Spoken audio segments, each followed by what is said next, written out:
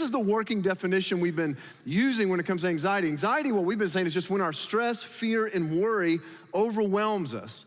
It's when our stress, fear, and worries overwhelm us emotionally and physically. And the reason why I want to point this definition out and focus on this for a second is because I don't know how you feel when you see the word anxiety, but at least there's a part of me that goes, I'm not an anxious person. Like, I don't really struggle with anxiety because I have all sorts of different images of what that means. However, have I ever felt stress? Yeah. You ever felt stress in your life? The answer is yes, okay? You ever felt afraid about anything? You ever been worried about anything, right? So these things are just kind of common experiences for all of us. The problem is, and the issue is, every now and then these things, they kind of overwhelm us though. It's like they get really pervasive and we become overwhelmed at some point. I can tell you the moment, and I can show you the spot. I can show you the exact spot in my life about 13 years ago that I got overwhelmed by some of the anxieties that kicked up in my life. I can show you. You mean show you? I'll show you right over here. It's actually probably about right here. Because it was one weekend that I was coming out to speak, and I got about right here. The roll-in was going, I hadn't gotten out on stage yet. The worship just ended and all that. We're showing the little video teaser for the series and all that. And I'm walking up, and I got about right here. And I can't explain it. I don't know why. I don't know how all this happened, but all I know is everything started closing in on me right about here. The whole room got dark. Everything started fading. I got incredibly lightheaded. I thought I was gonna pass out right here. My heart starts racing. I mean, it's like beating out of my chest. And the only thing I'm thinking at that point is just keep walking. Just keep walking. Just keep walking. And I got to about right here, and all of a sudden the lights come up. But even though the lights came up, everything was still pretty dark.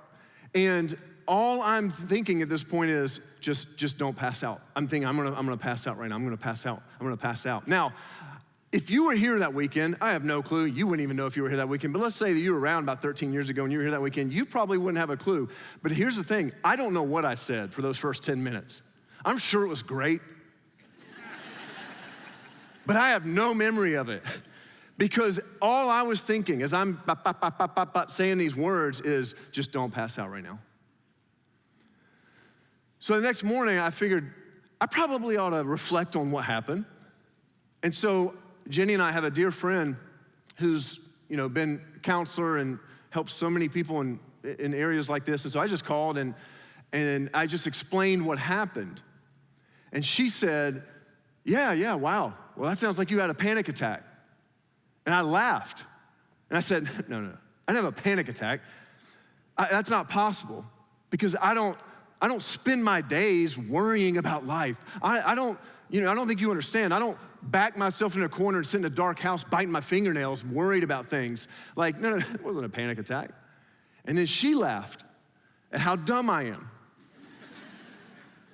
and how ignorant my understanding of anxiety is and was.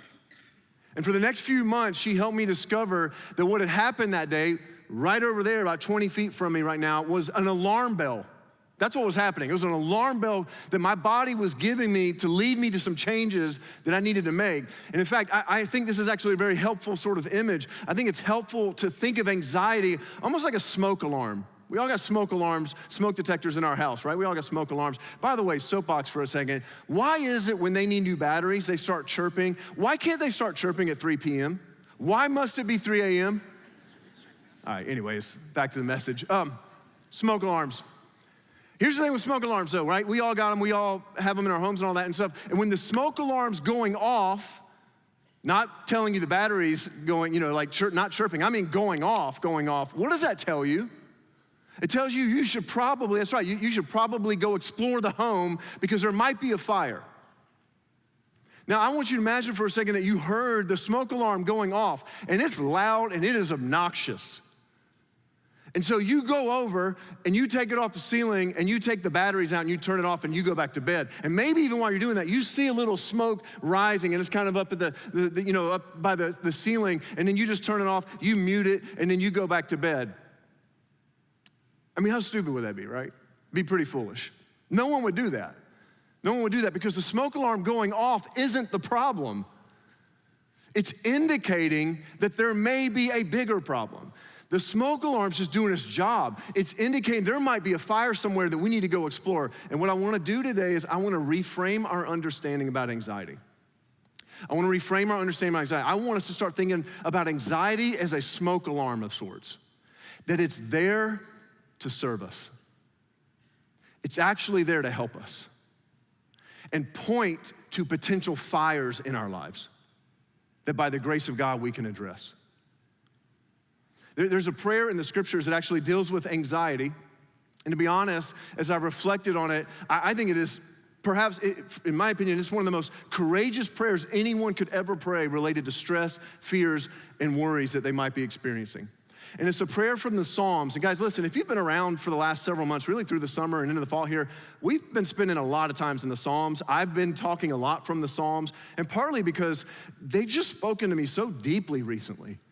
And they're just such honest expressions, these Psalms that were written. They were basically prayers, poetry that was written to give voice to who God is, and they are so real about everyday life.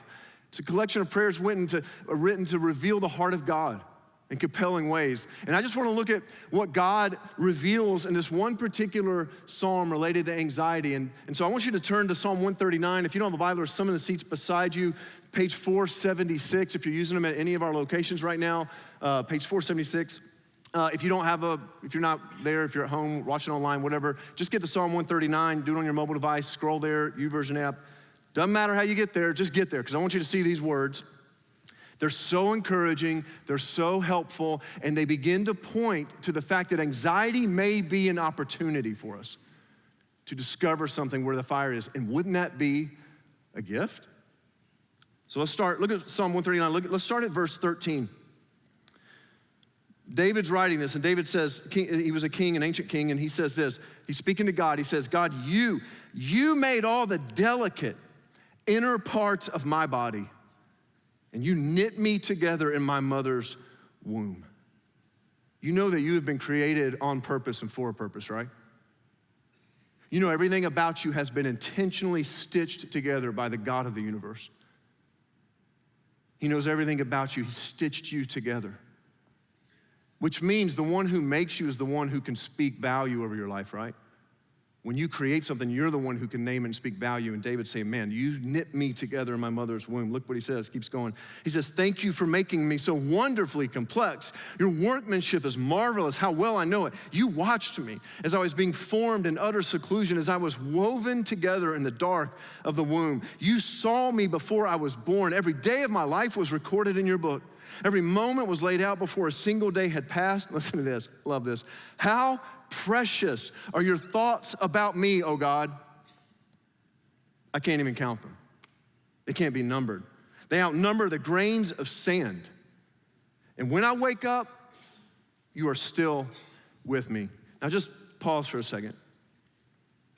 David's sitting here and he's trying to give this honest expression of this awe-inducing vision of who God is and who we are and who we've been made to be. Can you sense the awe that's in these words? He's saying, man, God, I don't even understand your grandness, your bigness, your love for me. Did you know?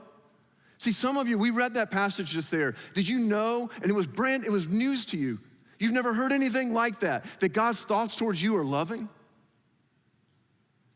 Did you know that? That his thoughts towards you are not spiteful, that his thoughts towards you are not shameful, that his thoughts towards you are not vindictive, that his thoughts towards you are not judgment, he's gonna strike you down. No, his thoughts, his first impulse towards you is love. In fact, David says, so loving, so precious, that he says, your thoughts, they outnumber the grains of all the sand on all the beaches and all the oceans in the entire world. In other words, you can't count them. Just try.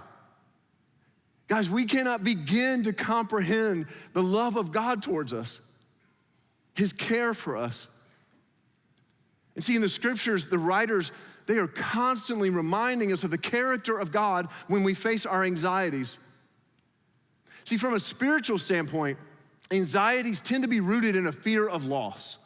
That's kind of what's behind anxieties. In fact, it's helpful to think about what brings you a bit of worry every now and then then simply ask, what is the fear of loss behind that thing that you're worried about? Do it right now. Just think about something. We all got something we're worried about right now. It can be small.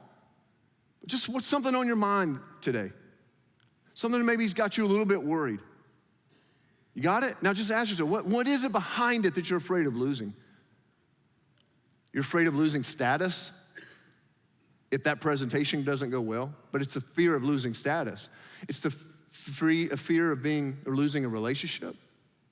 It's the fear of losing your health. So you're worried about that appointment coming up. It's the fear of losing safety. And see, listen, those fears of loss tend to be rooted in the future. They're always in the future, aren't they?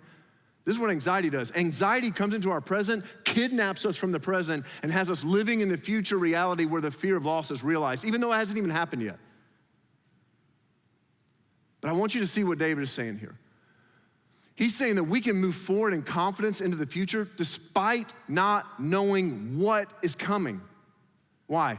Because we know who will be with us there. Because we know who will be with us. Who? The God whose thoughts towards you are so loving. He will be with us there. Remember he said, David said, you've laid out my days. You know the future. You're gonna be with me tomorrow. He said, when I wake up, you're still with me, God. So I don't know what tomorrow will bring. I do know who will be with me. And no matter what it brings, your love for me, it knows no ends. I can't count it. But not only does David stand in awe of who God is, but he makes a statement about who we are, who we've been created to be, how we've been designed, that is so incredibly insightful that science is really just now kind of catching up with this truth revealed here in God's word. Remember what he said about how we're designed? He said, you made all the delicate inner parts of my body and you knit me together in my mother's womb. I love this. Thank you for making me so wonderfully complex. Next time someone says to you, man, you are complicated, you say, you dang right I'm complicated, wonderfully complicated. Some of you more than others, all right? Just own it. Own it. David's like, own it. You've been made wonderfully complex. We are wonderfully complex. And David is revealing a truth here that we so often want to ignore in our lives, and is that we are integrated beings. We're complex. We're woven together physically, emotionally, relationally, mentally, spiritually, family history. It all works together to make us who we are. And see, this is the difference between being a person and being a machine. A machine is made up of independent parts. So you can fix a computer, or you can fix a car, or you can fix a machine by finding the part that's not working, pulling it out, fixing it, addressing it, and then putting it back in. People aren't machines. We don't work that way. We are wonderfully complex, integrated. And yet here's what we've done in our culture related to anxiety. See, we treat anxiety as if it is exclusively and only a physical and biological issue, that it's just a medical issue to be treated, which is why, by the way, prescription medication for anxiety has skyrocketed in the recent years, because that can address the physical side of it, right? The biological side of it. And now I just want to say something. I want to be as clear as I possibly can be related to this. So I want you to lean in and hear me on this, all right? God has provided for us in this day, at this moment in human history, God has provided for us in this day and age the advancements in medicines to help us live healthy lives. There is nothing wrong, there's nothing sinful, there's nothing wrong and sinful about using medication so that you can start a journey towards healing. For some reason, we're good with taking ibuprofen, we got a headache, but we had this aversion to help taking meds to help with anxiety. I don't understand that. There's nothing wrong and sinful about it. It doesn't mean that you lack faith. It doesn't mean you're not trusting God. In fact, it may be the wisest thing for you to do.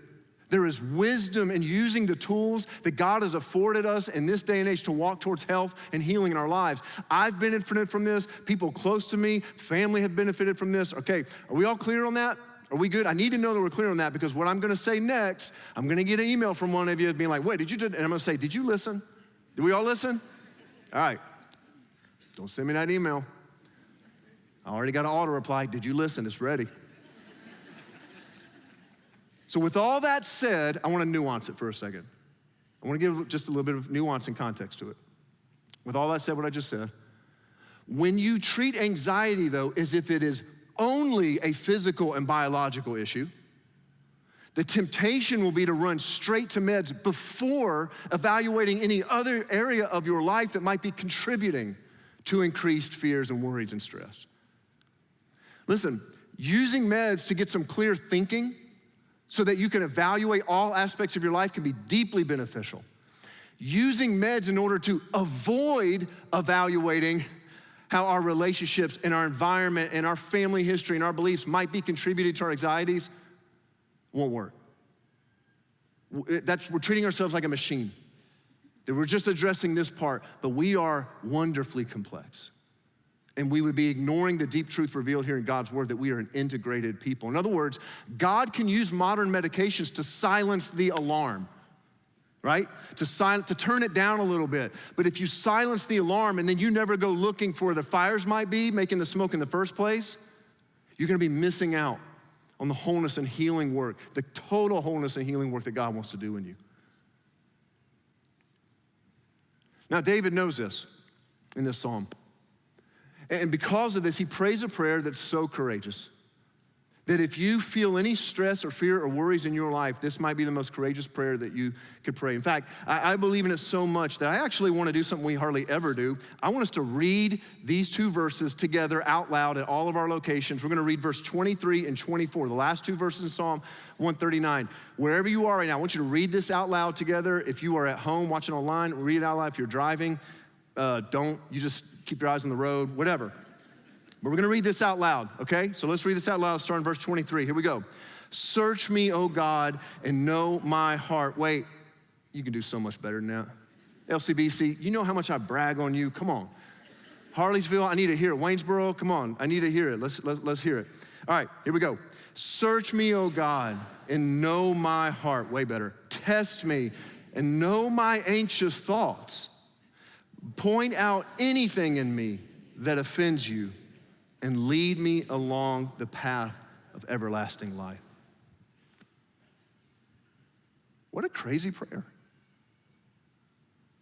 What a crazy prayer. God, show me my anxiety.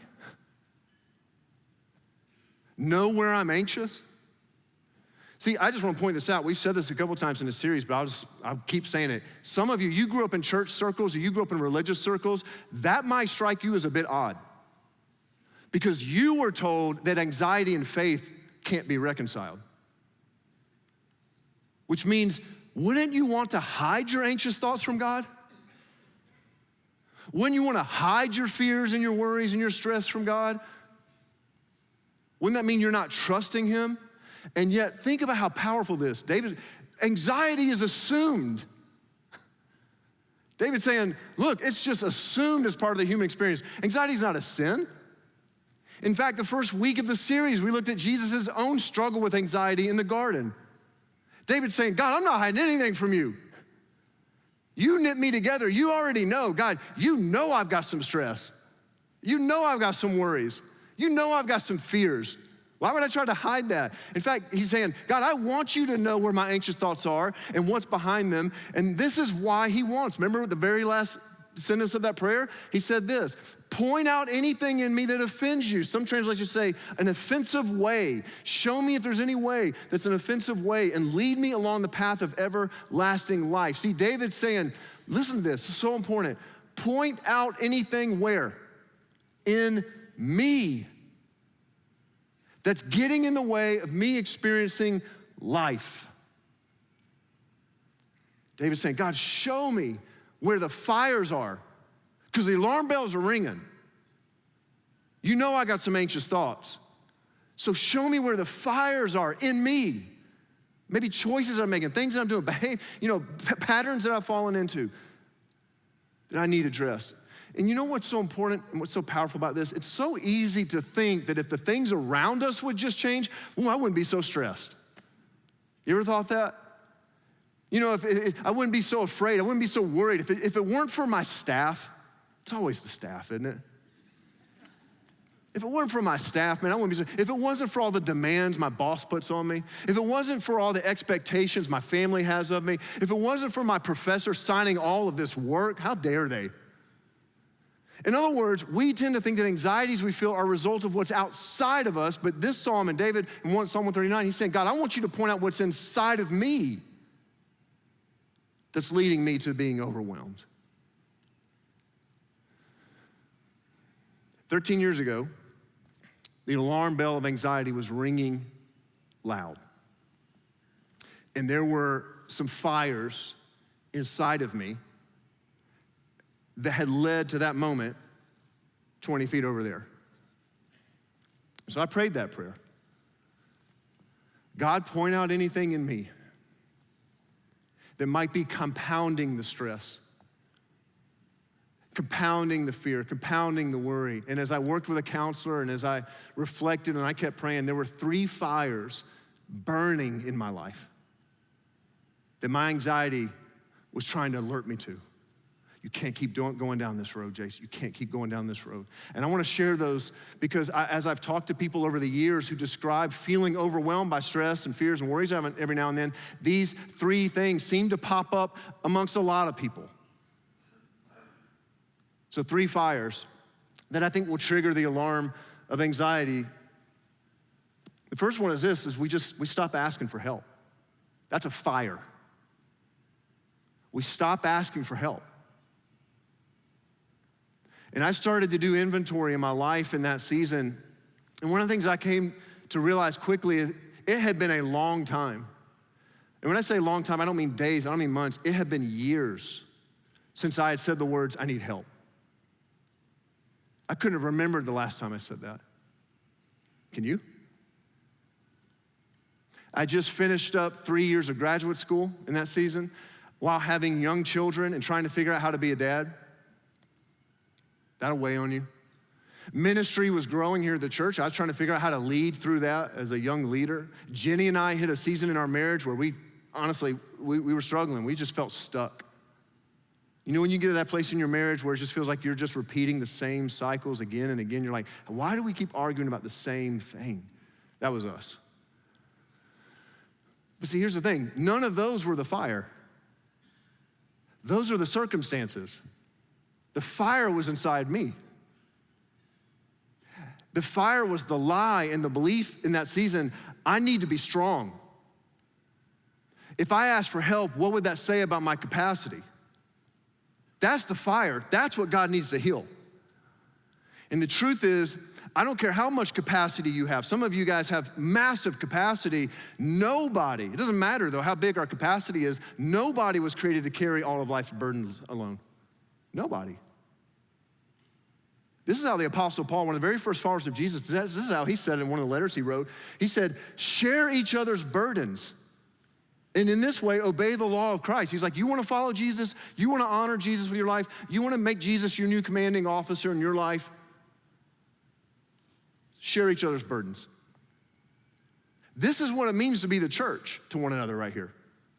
To have a community of people that we come alongside and carry burdens for. But I want you to notice what's implicit to this statement right here. Implicit to this very statement is that we are allowing our burdens to be carried by other people as well, right? Share each other's burdens.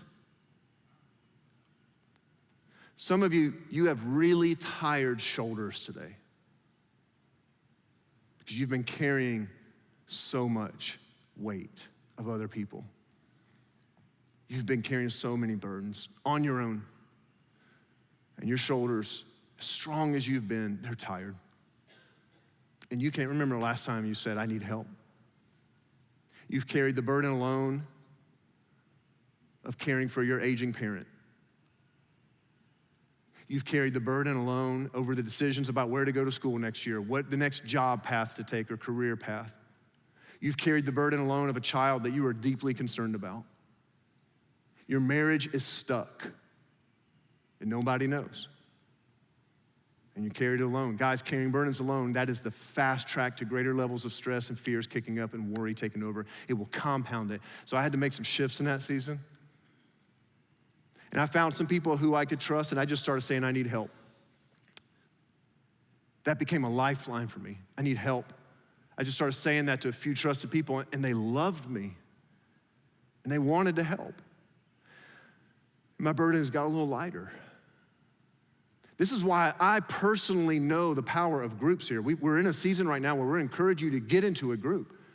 I've experienced firsthand what it does for you. There's so much that could happen, while we're doing what we're doing right now, sitting in rows on weekends. There's so much that can happen here. But what cannot happen here is sharing burdens. It's just not set up for that. You coming alongside someone else and saying, let me lighten the load for you, and you sharing your burdens to be lightened, that can only happen face to face. That happens in circles, not in rows. And I cannot encourage you strongly enough to be in a group. You go enough days carrying burdens alone, and eventually it becomes a fire. It will become a fire. And the alarms are gonna go off at some point. There was another fire burning in that season that God opened my eyes to, that my anxiety was trying to alert me. And I think this is true for all of us. Not only do we have the fires that every now and then we just stop asking for help, another fire that will trigger the alarm of anxiety is we win at work and we lose at home. We win at work and we lose our home. Now I realize some of you are not working, maybe you're students, so just put in the word there. You win at school, you lose at home. With your relationship with your parents or with your relationship with your siblings. I don't know, you put whatever you want to put in there that you have said will make you successful, and you lose the most important relationships in pursuit of it. That's a fire. And in that same season, not too many months or weeks before that moment happened there, I had another moment. I came home and I was about to leave the office one day, and probably 6 minutes before I'm about to leave the office, I got an email. I hate getting emails right before I'm about to leave. And this was a long email, the kind you have to keep scrolling down. You ever gotten a long email and you go, oh, crud? You know you have. So I got a long one. And it was nasty. It was nasty. And it was from a friend of mine. And he just laid into me. He questioned my motives and so many things. Just made so many assertions that weren't even true. He never bothered even asking me about some of this stuff. And he accused me. It was really nasty. So you better believe the whole drive home, what am I thinking about?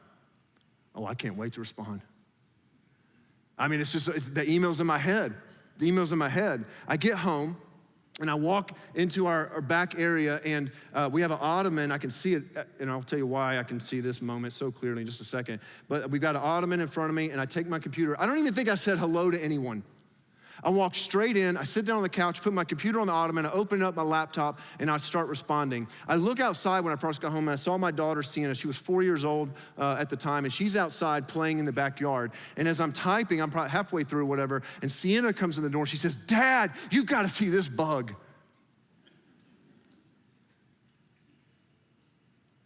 And I didn't look at her. I didn't even look up. And she repeated it. Dad, you gotta come see this bug. And I just keep typing. Dad, come look at this bug. And the fourth time she said it, I look up and I said, Sienna, leave me alone. And you wanna know why I can remember everything about that setting? Because when you see all the life drained from your 4-year-old daughter because of something you did, you remember everything about that moment. And I watched the life drain out of her.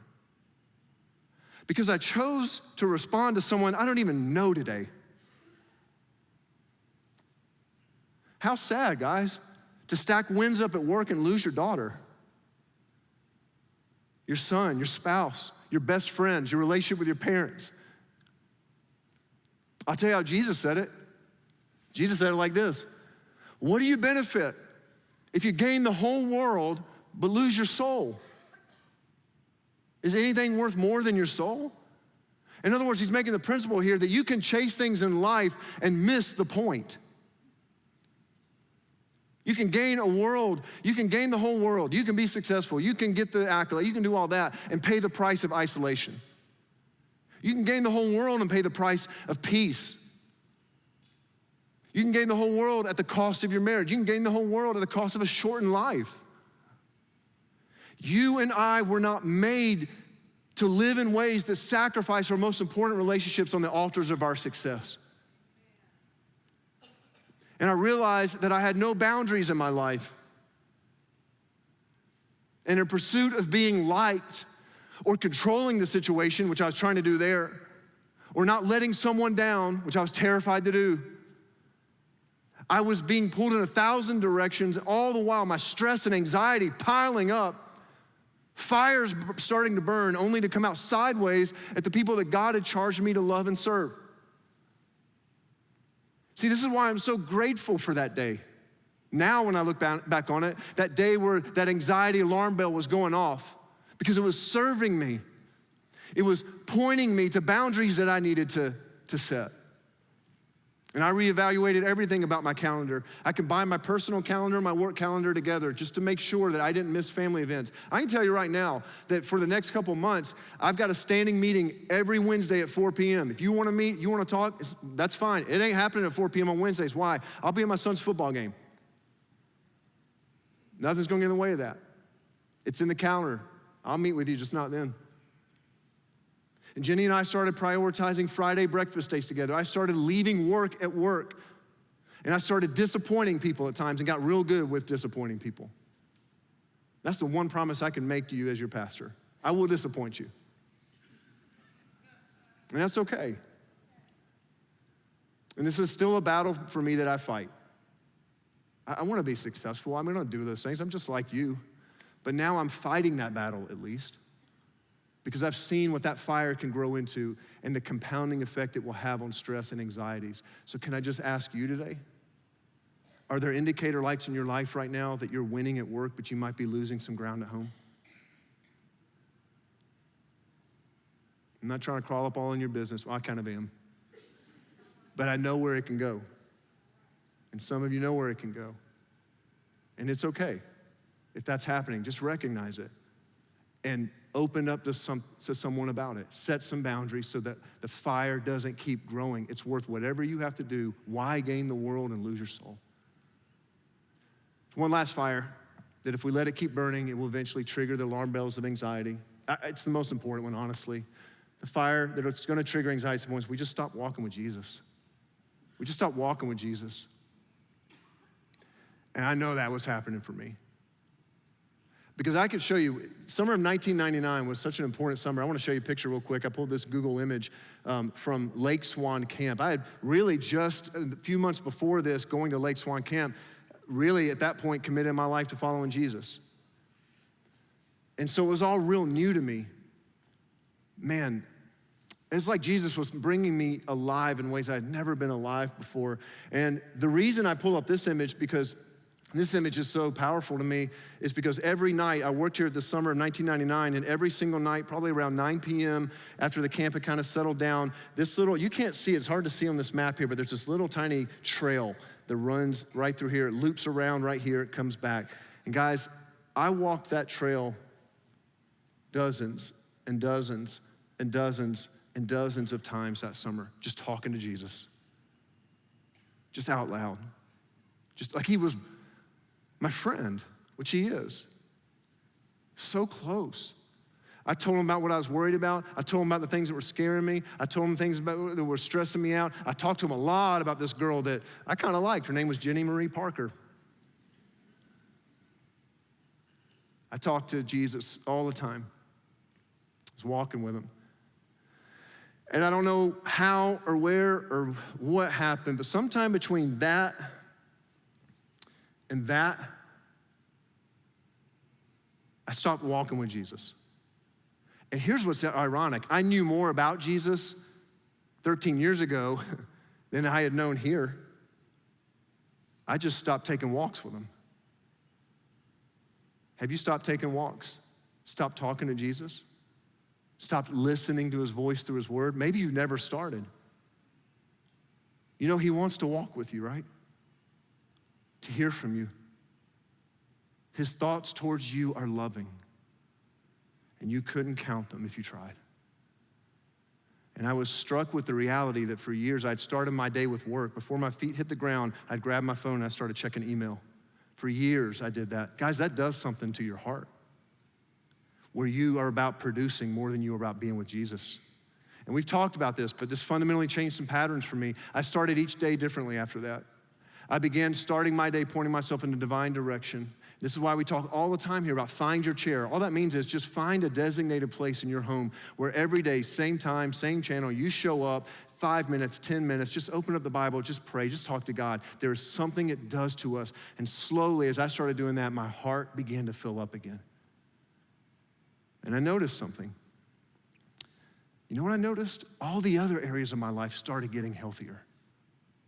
Because the more connected I became to Jesus, the more comfortable I became in admitting I needed help. The more connected I became to Jesus, the easier it was to disappoint people. Why? Because in God's presence is where your identity is strengthened, and your courage is forged, and your calling is clarified. And the more connected I became to Jesus, the lighter the load got. Of course, anxieties still creep in, and fears and worries. They don't go away altogether, but now I just see them as the entry point into connection with Jesus. Those things are not a barrier to coming to Jesus. They are the way in. You know how I know this? Because Jesus said it. You know what Jesus said in Matthew 11? Jesus said, come to me right now. You, me, all of you, come to me. All of you who are what? Tired, weary, anxious. You carry heavy burdens. He says, and I will give you rest. Some of your hearts feel weary today. Some of you feel burdened, weighed down. What if those fears and worries and stressors weren't a barrier to you getting to Jesus? What if they were the door? What if we could reframe our anxieties and see them as an alarm trying to serve us by alerting us to where the fires may be? Are there any fires burning in your life today?